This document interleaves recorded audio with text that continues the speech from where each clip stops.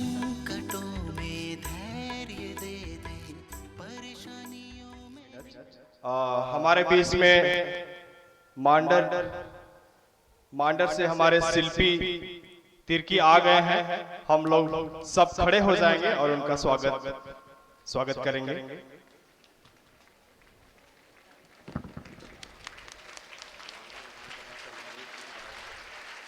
मांडर विधानसभा से नवनीत है, विधायक है।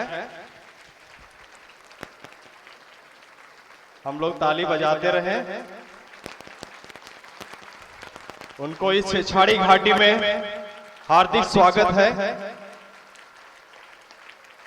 आज का सुनहरा मौका उनके नाम पर है। हम सभी युवा, हमारे युवा का प्रतिनिधित्व करने वाले हैं।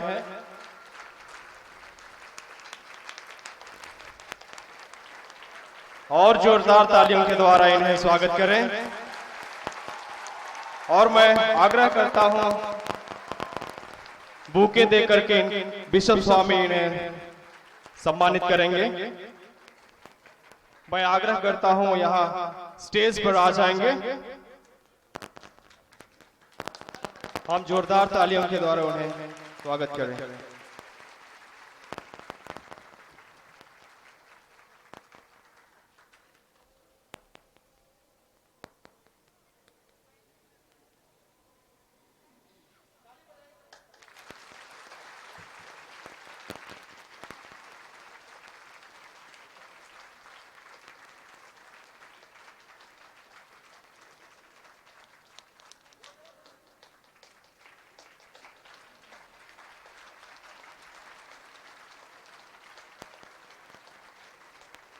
अभी हम शिल्पी जी से आग्रह करते हैं, कृपया अपने जगह ले लेंगे।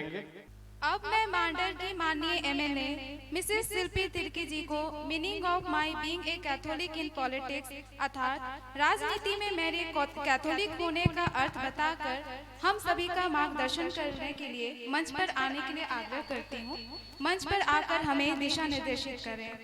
उनके लिए जोरदार ताली से स्वागत कीजिए।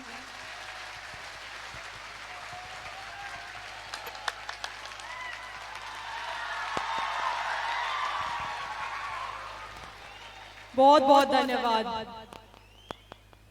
आज इस तीसरे जहान यूथ मीट में उपस्थित मेरे गार्डियन और bishop Mascarenhas Father Linus Ekka, Father Pradeep Bakhla, Father Augustus Ekka, captain Jason, Father Naresh Kujur, youth director, youth leaders, organising committee के सारे सदस्य और खास करके दूर दराज से आए हुए सारे यूथ भाई बहन दोस्तों, आप सभी का मैं स्वागत करती हूँ। और आपकी ये दृढ़ शक्ति, इतने बारिश में भी आप डट के यहाँ पे बैठे रहे, खड़े रहे, कुर्सी सर पे लिए हुए, इस दृढ़ शक्ति को मैं सल्यूट करती हूँ। आपके लिए एक जोरदार ताली।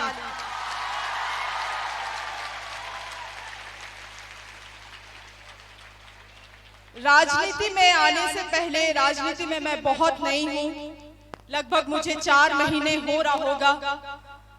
और राजनीति में आने से पहले मैं एक आम नागरिक के जैसे कॉर्पोरेट सेक्टर में बैंगलोर में मैं जॉब करती थी। मेरे बाबा राजनीति में 25 साल से हैं और उनको बहुत करीबी से मैंने झारखंड के लिए आंदोलन करते देखा है, झारखंड के राजनीति में बहुत एक्टिवली पार्टिसिपेट करते देखा है। और मैं जानती हूँ, जब मैं कहती हूँ कि मैं राजनीतिक बैकग्राउंड से आती हूँ तो लोगों को लगता है कि बहुत शानो शौकत का जीवन होता होगा।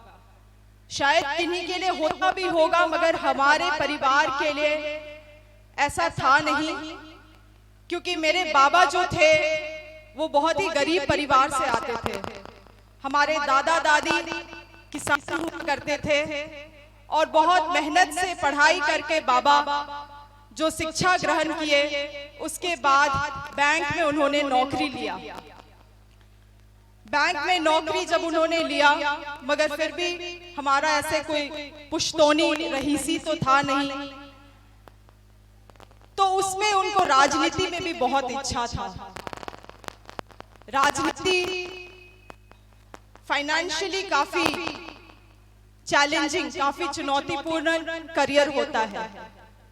ऐसे में बाबा को इतने करीबी से राजनीति करते हुए देखा। जब डोमिसाइल का आंदोलन चल रहा था झारखंड में 1932 के लिए, तब उनको एक आंदोलनकारी के हैसियत से उनको मैंने देखा। और इस समय में जब 11-12 साल के रही होंगी, उस वक्त बाबा ज्यादा से ज्यादा समय अपना जेल में ही रहते थे। और एक बार आंदोलन के समय, जब आंदोलन का आग काफी बढ़ गया था, उस वक्त उन्हें देखते ही गोली मारने के भी डीसी ने ऑर्डर दिया था। इस संघर्षशील परिवार से आने के नाते बचपन से ही इतने सारे संघर्षों को देखा है और जिया है। और शायद उस वक्त जब हम संघर्ष झेल रहे होते हैं, उस वक्त हमें संघर्ष का मतलब नहीं समझ में आता है। और अक्सर हम अपने से सवाल करते हैं कि ईश्वर मैं ही क्यों, मेरे साथ ही क्यों, मेरी क्या गलती थी। मगर आज जब आप लोगों के सामने मैं खड़ी हूं विथ नो पॉलिटिकल एक्सपीरियंस, 4 महीने मुझे हो रहा है चुनाव जीते हुए, आप लोगों के सामने मैं खड़ी हूं, तो मैं बताती हूं आप लोगों को, और बोलने में मुझे गर्व होता है कि वो सारे संघर्ष आज मुझे यहां खड़ा करने के लिए था। उसी प्रकार से आप भी कुछ संघर्ष अपने लाइफ में जो भी अभी आप जी रहे हैं, आज आपको उसका मतलब नहीं समझ में आएगा। मगर दोस्तों, आज से 5 साल बाद, 10 साल बाद, when you will look back, जब आप समय में पीछे देखेंगे, तो आपको एक एक चीज का मतलब, एक एक चीज को आप कनेक्ट कर पाएंगे। क्योंकि मेरे लाइफ में जो प्रॉब्लम्स है वो आपके लाइफ से डिफरेंट है। यहाँ पे बैठे जितने भी प्रीस्ट हैं, उनके लाइफ से डिफरेंट है।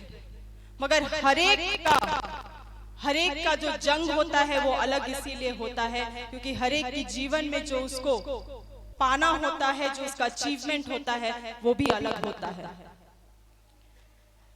जब मुझे बिशप मैस्करेडिस ने अप्रोच किया इस टॉपिक के लिए, being a Catholic in politics, मैंने एक्साइटमेंट में, इंथुजियाज्म में हाँ यस स्वामी जी, यस स्वामी जी तो कह दिया। पर जब मैं इस टॉपिक को पेपर में लिख के जब मैं बैठी, तो उस वक्त मैं एक लाइन नहीं लिख पा रही थी, क्योंकि राजनीति, कैथलिक, मुझे ऐसा लगता था कि 2 अलग अलग रास्ते हैं। एक अगर राइट जा रहा है तो दूसरा लेफ्ट जा रहा है। और ऐसा टॉपिक मुझे दिया गया है, अब मैं इसे एक साथ इंटरसेक्ट कैसे करूं। तो काफी थोड़ा रिसर्च स्टडी करने के बाद मैंने पॉलिटिक्स का अलग से एक मतलब निकाला और कैथलिक का एक अलग से मतलब निकाला, और आपको मैं थोड़ा सा इसको समय लूंगी समझाने के लिए।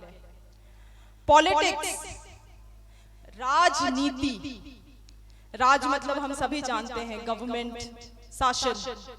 नीति एक बहुत इंटरेस्टिंग शब्द है। नीति मतलब होता है स्ट्रैटेजी, एक कला कि आप सही निर्णय ले, सही काम करें, सही समय में, सही वक्त में। The art of making the right decision and doing the right thing at the right time, at the right place. ये होता है नीति। अब अगर हम समझने का प्रयास करेंगे कैथलिक को, तो कैथोलिक एक ग्रीक टर्म है, ग्रीक शब्द है जो कि आता है कैथोलिकोस से, जिसका मतलब होता है यूनिवर्सल, सब जन को एक साथ लेके चलना। जब इन दोनों का मतलब मैंने अलग अलग से निकाला, तब मुझे समझ में आया कि नहीं, ये दो अलग पहलू नहीं है, ये एक ही चीज है और बिल्कुल इंटरसेक्ट करते हैं। वो इसीलिए क्योंकि अगर आप एक पल के लिए धर्म का पहलू इससे हटा दे, look through the lens of only meaning, केवल प्लेन जो मतलब है उसके आप लेंस से देखिए, तो इसका मतलब क्या होता है? सही नीति बनाना, सही काम करना, सही निर्णय लेना सब लोगों के लिए। इसीलिए Catholic and politics goes hand on hand, एक ही पहलू है वो। और शायद इसीलिए आज के राजनीति में, शायद इसीलिए इतना मुश्किल होता है इन चीजों को इंटरसेक्ट करना प्रैक्टिकली। अगर मैं समझा रही हूँ आप लोगों को तो शायद समझने में आसान लग रहा होगा, मुझे बोलने में आसान लग रहा होगा, मगर आज के सिचुएशन में, आज के संसार में, आज के समाज में इसको प्रैक्टिकली इंटरसेक्ट करना बहुत ही चैलेंजिंग है, इम्पॉसिबल है। क्योंकि हमारा देश, हमारा राज्य, हमारा समाज इतना डाइवर्स है, डाइवर्सिटी इतना ज्यादा है, विभिन्नता इतना ज्यादा है हमारे बीच में कि ये विभिन्नता की कट्टरता में हम कभी कभी एक दूसरे को भी काटने लग जाते हैं। और इसीलिए राजनीति में कैथोलिक के वैल्यूज, प्रिंसिपल्स को फॉलो कर पाना इतना मुश्किल होता है। समय के साथ राजनीति, अब ये कोई समय बदल गया है काफी, और ये कोई पंडित जवाहरलाल नेहरू का अब देश कम रहा, महात्मा गांधी जी का देश कम रहा, लाल बहादुर शास्त्री का देश कम रहा, बी.आर. अम्बेडकर जी का देश कम रहा। अब चीजें बदल गई हैं, समाज बदल गई है। आज अगर मैं बोलती हूँ राजनीति, तो आपके मन में क्या आता होगा? कोई बोल सकते हैं? सारे नेगेटिव चीज ही आते होंगे। यस, सारे नेगेटिव चीज, बिल्कुल। किसी ने कहा करप्शन, भ्रष्टाचार, धोखाधड़ी, छल कपट, इनजस्टिस, अन्याय, बैकस्टैबिंग। बिल्कुल सही है, आप सही बोल रहे हैं। मगर जब मैंने मेरे बाबा को, बहुत यहाँ पे कुछ लोग बैठे हुए जानते होंगे, मेरे बाबा बंधु तिर्की जी को जब बचपन से मैंने राजनीति करते हुए देखा, तो मेरे मन में यही रहता था कि इनके, मैं कभी राजनीति कर ही नहीं सकती हूँ, क्योंकि इतना कैपेसिटी रखना, इतना पेशेंस रहना, इतने तूफान में भी मन को इतना शांत रखना, ये सारे वैल्यूज मुझ में है ही नहीं, मैं कर ही नहीं पाऊंगी। तो जब मैंने उनको राजनीति करते हुए देखा, मैंने उनको बिल्कुल स्क्रैच से, जब वो कुछ नहीं थे, वहां से मैंने उनको स्टार्ट करते हुए देखा है। आज गर्व होता है मुझे ये बोलने में, और मेरे क्षेत्र में ये मैं गर्व के साथ, हिम्मत के साथ खड़े होके मैं भीड़ में बोल सकती हूँ कि आज तक अगर बंधु तिर्की जी के पास कोई आया है तो वो खाली हाथ नहीं लौटा है। और उन्होंने ऐसे ऐसे लोगों के लिए किया है जो कि कभी उनका फेवर नहीं, उनका एहसान नहीं चुका पाएंगे। और इतना अच्छा लगता है जब हम अपने क्षेत्र में जाते हैं और देखते हैं कि कोई बूढ़ी माँ आके 10 रुपए उनके हाथ में भी थमा देती है और बोलती है, ले बेटा मिठाई खा बे। उन्होंने ऐसे ऐसे लोगों को किया है, उन्होंने ऐसे ऐसे लोगों का फेवर, एहसान किया है, उनका मदद किया है। और शायद इन्हीं सब चीजों को देखते हुए मैं पली बढ़ी। तो जब मैं राजनीति में आ रही थी तो मेरे दिमाग में भी यही सब बात था कि राजनीति में भ्रष्टाचार होता है, राजनीति इज एवरीथिंग अबाउट नेगेटिविटी। मगर सही मायने में कहीं ना कहीं जो बाबा को देख के मेरे मन में छप गया था, जो चीज, एक बहुत बड़ा चीज जो हमारे बाइबल में भी हमें सिखाया जाता है, सर्व ऑल मैनकाइंड। ये चीज को मैंने सीखा उनसे, सर्व ऑल मैनकाइंड। राजनीति में जो लोग होते हैं, पॉलिटिक्स में जो लोग होते हैं, उनका कोई धर्म नहीं होता है।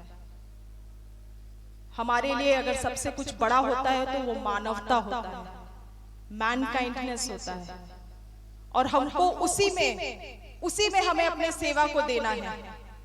आज जब मैं राजनीति में हूं, मुझे दिन भर में लगभग 200-300, और आज तो किस्मत है कि आप लोग एक ही बार में 5000 मिल गए हैं मुझे, मगर दिन में एटलीस्ट एवरेज 200-300 लोग मुझे मिलते हैं, और वो विभिन्न जाति, विभिन्न समुदाय, विभिन्न वर्ग के लोग होते हैं। और अगर मैं उनको अपना सेवा देती हूँ या मैं उनके लिए कुछ काम करती हूँ, तो मैं बस मानवता देखती हूँ, और शायद ये सीख कहीं ना कहीं मुझे बाबा से मिला। इसीलिए नेगेटिव या डर्टी पॉलिटिक्स जो होता है, जो हम कहते हैं ना, समाज नेगेटिव है, पॉलिटिक्स नेगेटिव है, समाज डर्टी है, समाज पॉलिटिक्स डर्टी है। दोस्तों, समाज या राजनीति गंदा नहीं होता है। गंदा अगर उसको कोई बनाता है तो हम और आप उसको गंदा बनाते हैं। इसीलिए आज बैठे हुए यहाँ सभी लोगों को, आप लोगों को निर्णय लेना होगा कि आप क्या करना चाहते हैं। एक एक जन इंडिविजुअली। शायद आपको लगेगा कि मैं तो बहुत छोटी चीज हूं, मेरे गलत करने से क्या हो जाएगा, but it's a small thing. समाज एक छोटे छोटे ईंट से बना हुआ एक बड़ा सा इमारत है। हम और आप क्या करते हैं, ये बहुत मायने रखता है। एक एक जन यहाँ पे बैठे हुए लोग, आप क्या करते हैं, आप किस दिशा में जाते हैं। और आज जिस तरह से आप लोगों का यहाँ पे काउंसलिंग हो रहा है, इसको आप, इस मैसेज को आप किस तरह से 5 दिन में आप एब्जॉर्ब करेंगे और इस मैसेज का आप अपने जीवन में आगे क्या करेंगे, ये बहुत बड़ा मायने रखने वाला है। क्योंकि आप समझ सकते हैं कि यहाँ बैठे 5000 लोग घर जाके वापस कितने लोगों को इन्फ्लुएंस करने वाले हैं, कितने लोगों को अपना मैसेज देने वाले हैं।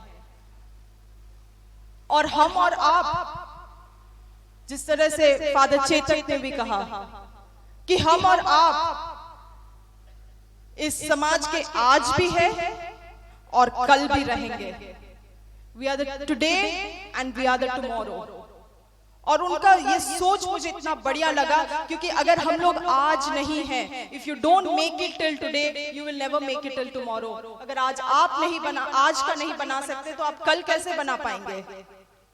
आज आप नहीं बना पाएंगे तो आज कल के लिए आप विलुप्त हो जाएंगे। Your existence will be lost. इसीलिए शायद बहुत बार हम ये सोचने की भूल करते हैं कि हमारे पास वक्त है। यहाँ पे बैठे एक एक जन लोग 2 सेकंड के लिए बस अपना सोच को ले जाइए आप 10 साल पहले। 2 सेकंड, क्विकली कम बैक। ऐसा नहीं लगता है मिनटों में, ऐसा नहीं लगता कि एक झलक में सब चीज हमारे सामने पार हो गया। आज से 10 साल बाद जब आप अपने आप को देखेंगे, यूथ फेस्ट में हम गए थे, यूथ मीट में गए थे, आपको भी ऐसे ही लगेगा।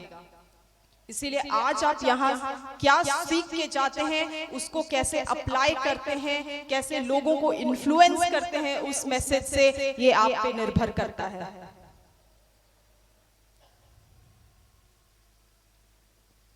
राजनीति में आने से पहले मेरा जीवन जो था बहुत सेल्फ सेंटर्ड था।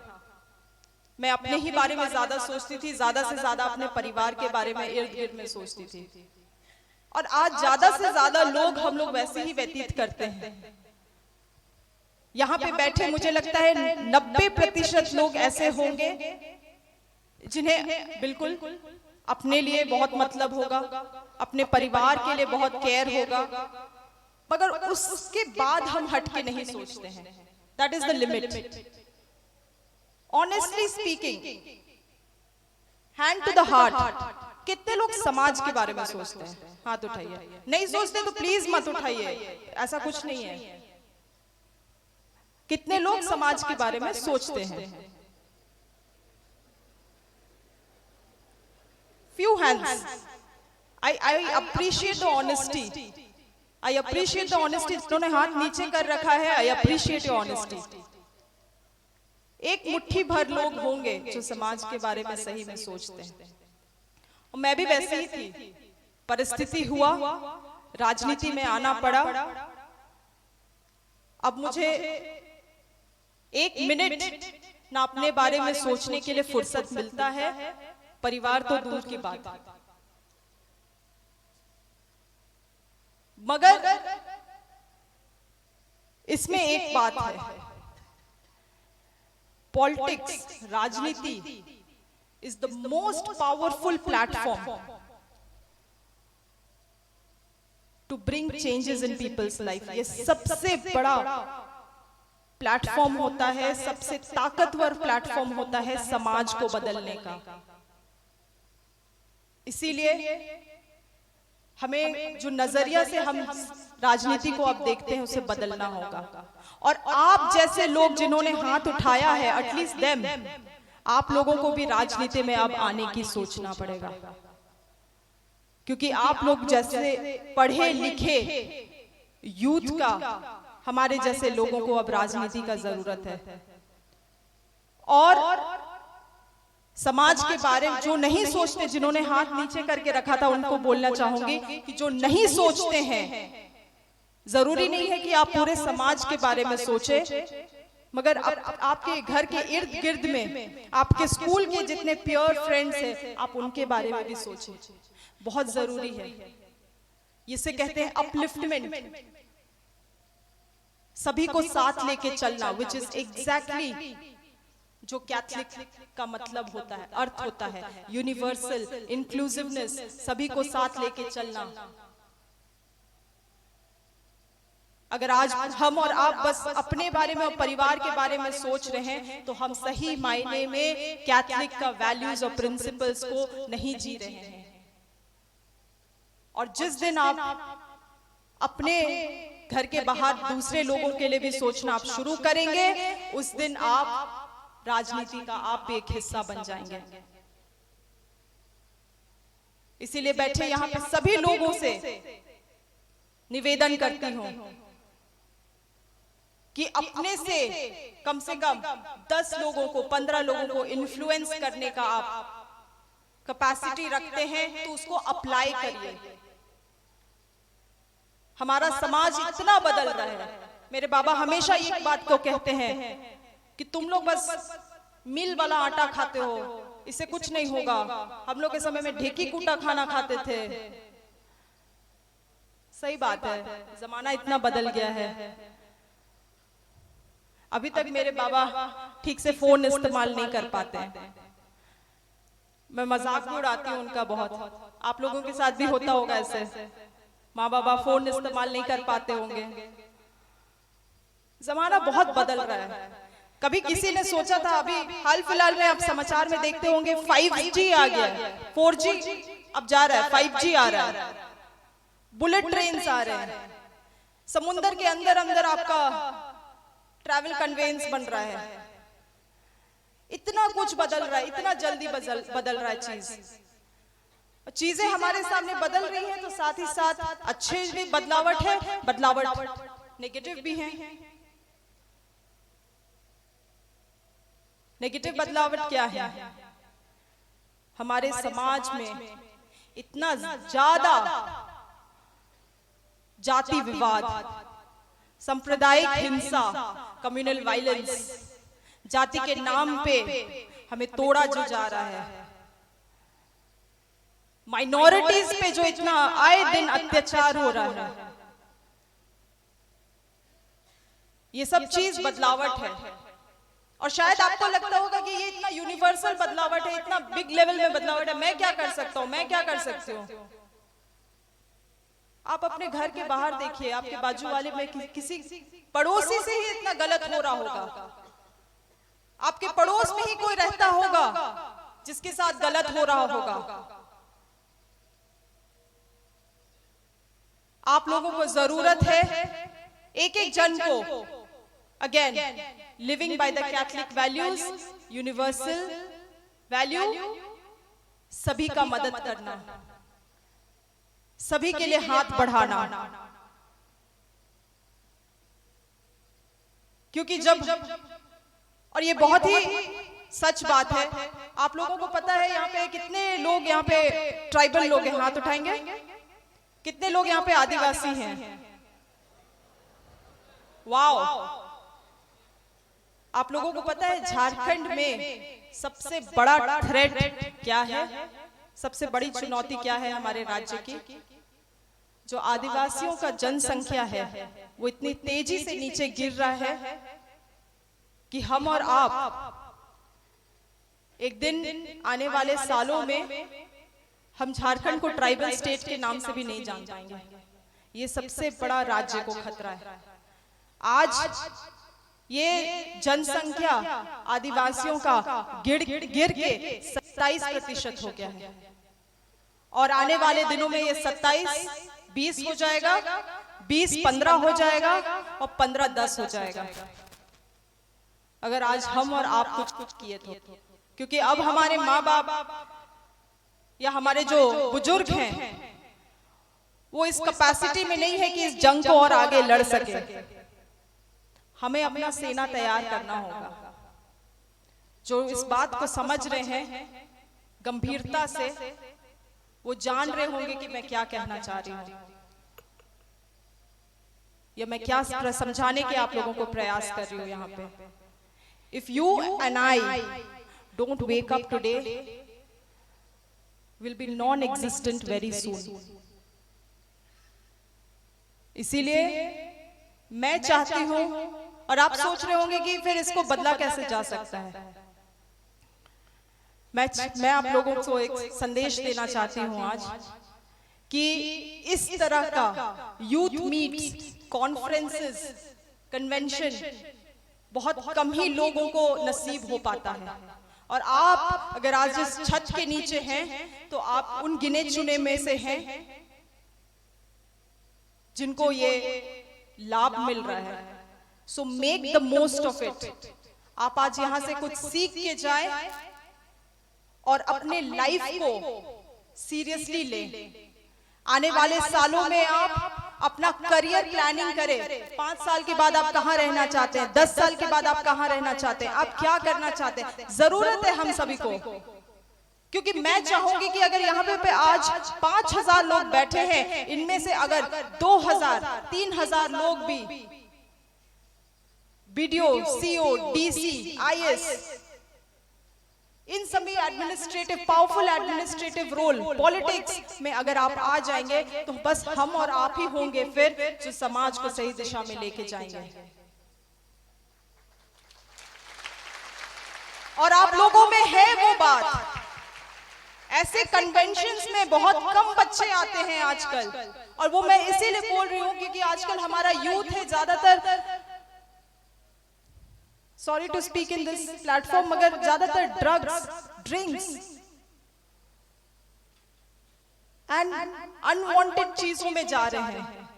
अगर आप लोग अपना समय निकाल के यहाँ आए हैं इस कन्वेंशन को अटेंड करने के लिए, ये पहले ही प्रूव कर देता है कि आप लोग अपने लाइफ को लेके सीरियस हैं। इसीलिए मैं चाहूंगी कि ये सीरियसनेस को आप मेंटेन करे रहिए। और जिस तरह से मैंने शुरुआती में कहा था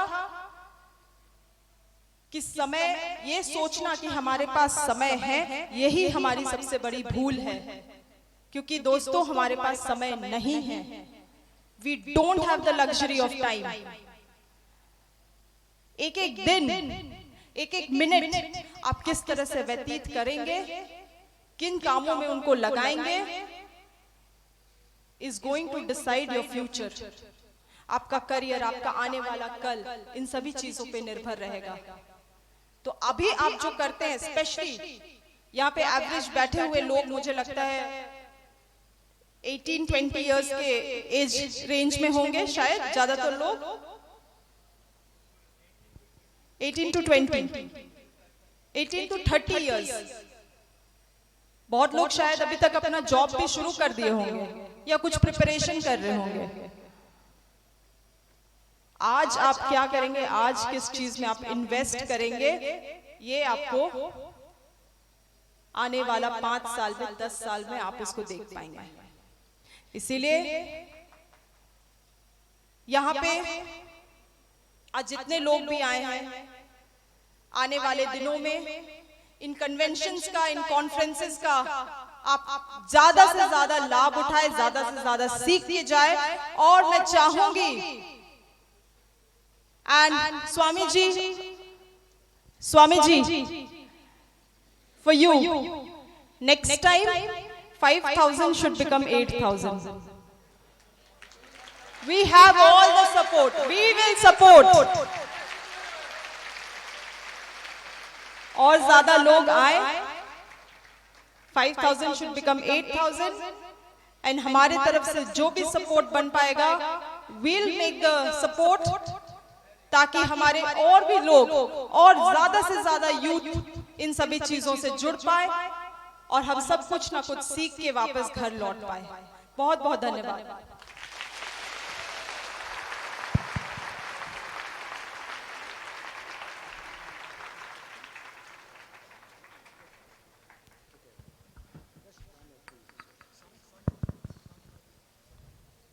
Swami ji wants me to take some questions। अगर आप लोगों को कोई सवाल है तो आप पूछ सकते हैं।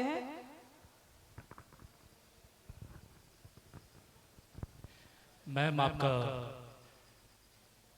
ये सुंदर टॉक के लिए बहुत बहुत धन्यवाद। सबसे पहले आपने कहा कि आदिवासी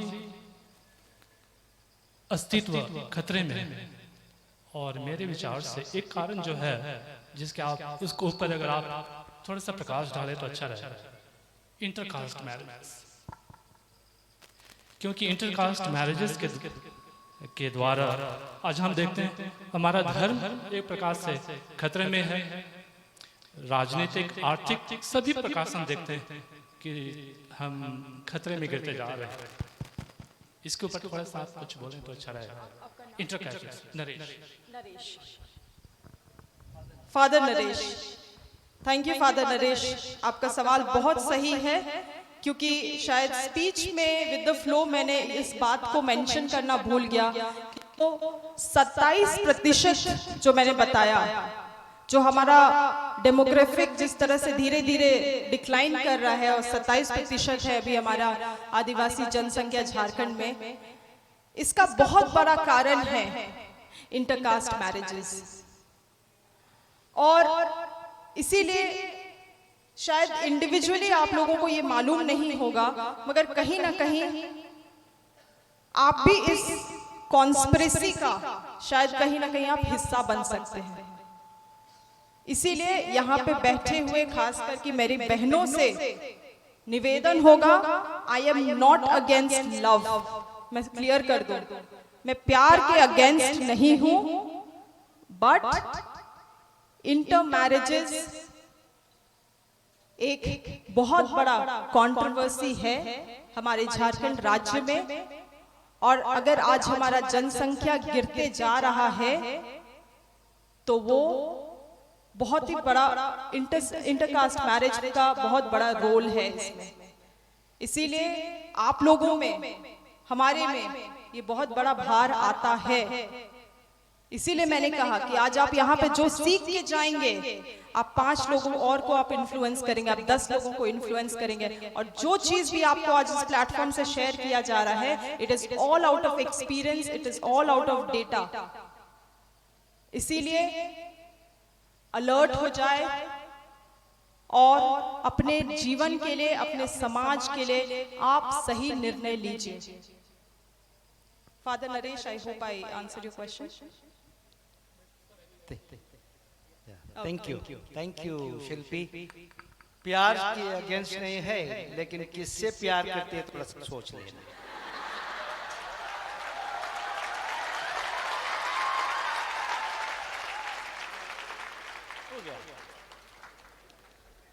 मैं शिल्पी को बहुत बहुत धन्यवाद कहना चाहता हूं।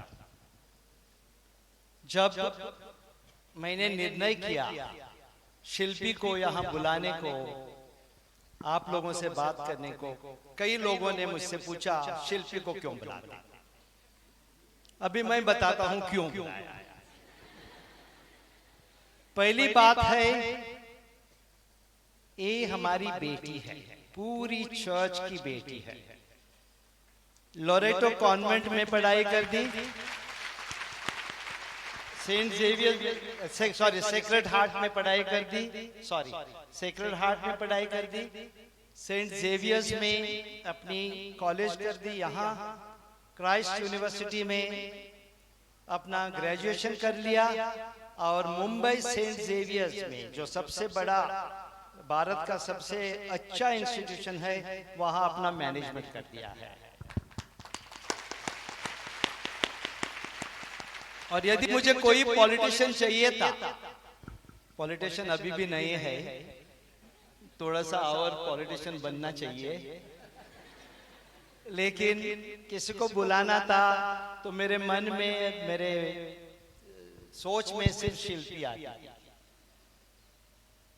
दूसरा कारण, उसको बुलाने का कारण उसका बाबा है, जिसके बारे में बहुत बोला।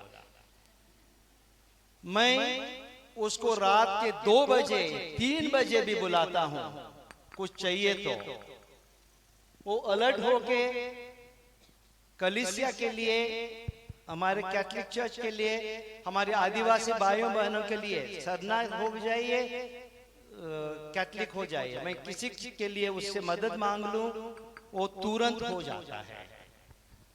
और मुझे उसको नहीं बुला सकता था क्योंकि यूथ नहीं है, तो उसकी बेटी को बुलाया। तो बाबा को बोलिए जलन नहीं करना। ये दूसरी बात है। और तीसरी बात है, बहुत गंभीरता की बात है। बहुत अफसोस होता है कि हमारे लीडरशिप, न कैथोलिक लीडरशिप न आदिवासी लीडरशिप बन रही है। यदि आप लोग लीडर नहीं बनेंगे, चाहे चर्च में चाहे पॉलिटिक्स में, आदिवासियत खत्म हो जाएगी। मैं बार बार बोलता हूं, इसलिए शिल्पी को धन्यवाद बोलता हूं। मैं हमारे बच्चों को, हमारे बिशपों को, हमारे फादरों को बार बार बोलता हूं, 3 चीजों की याद रखना। आजकल के युवक अपनी ही ट्राइब का भाषा नहीं बोलते हैं। मुझे आरोप लगाते हैं मैं भाषा नहीं बोलता हूं, लेकिन 3 भाषाओं में से कौन सा सीख लूं? लेकिन आप लोग तो अपनी ट्राइब के तो सीख सकते हैं, क्यों हिंदी अंग्रेजी होना चाहिए? पहली अपनी भाषा संभालिए, भाषा चली जाती है। दूसरी बात, जमीन, सबों की नजर हमारी जमीन पे है। जिस तरह से छीन सकते वो छीन ले। जमीन नहीं होगी, भाषा नहीं होगी, संस्कृति नहीं होगी, आदिवासियत नहीं होगी। हम मुंह के बोलते बोलते हमारे बीच में झगड़े करते रहेंगे। So thank you very much for reminding them about this very important factor. संख्या कम हो रही है, बहुत अच्छी बात बोली है शिल्पी। संख्या कम रही है मतलब जानते हैं क्या? 27 सीट थे रिजर्व्ड आप लोगों के लिए, जानते नहीं? अभी 22 बन गए और संख्या कम हो जाएगी, उसको 15 करने चाहेंगे। आरक्षण है, जितना आरक्षण संख्या कम हो जाती है उतना आरक्षण कम होते जाएगा। हम सोचते नहीं भविष्य क्या है। पूरा धीरे धीरे धीरे आप लोगों का, हमारा सब कुछ छीन के जाएंगे, हम देखते रहेंगे।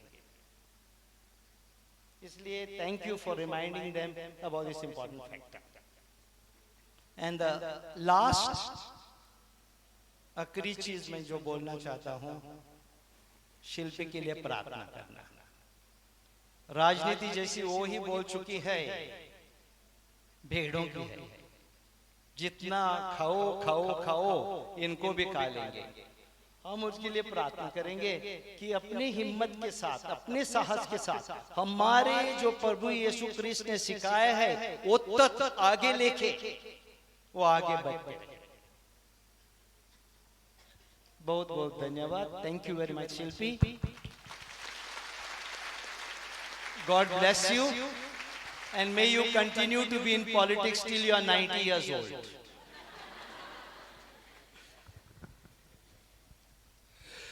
अति माननीय शिल्पी तिर्की जी, आभार, अभिनंदन, कृतज्ञ, शुक्रिया आपको यहाँ आने के लिए। झान यूथ कमीशन आपका आभार प्रकट करता है। आप हमारे नाज हैं, आप पर हमें गर्व है। आप आगे बढ़िए, हम आपके साथ हैं। जोरदार ताली हो जाए, जोर से ताली बजाएंगे सभी।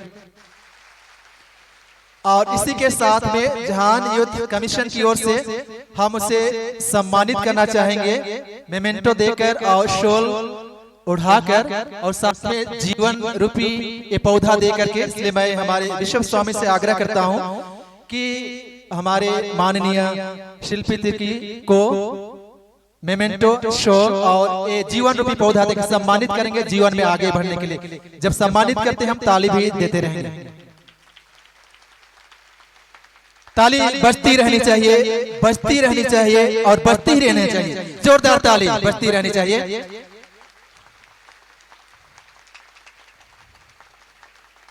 हमारे यूथ सम्मानित कर रहे हैं, ताली बजती रहनी चाहिए, कमी नहीं होनी चाहिए, तालियों की गड़गड़ाहट होनी चाहिए।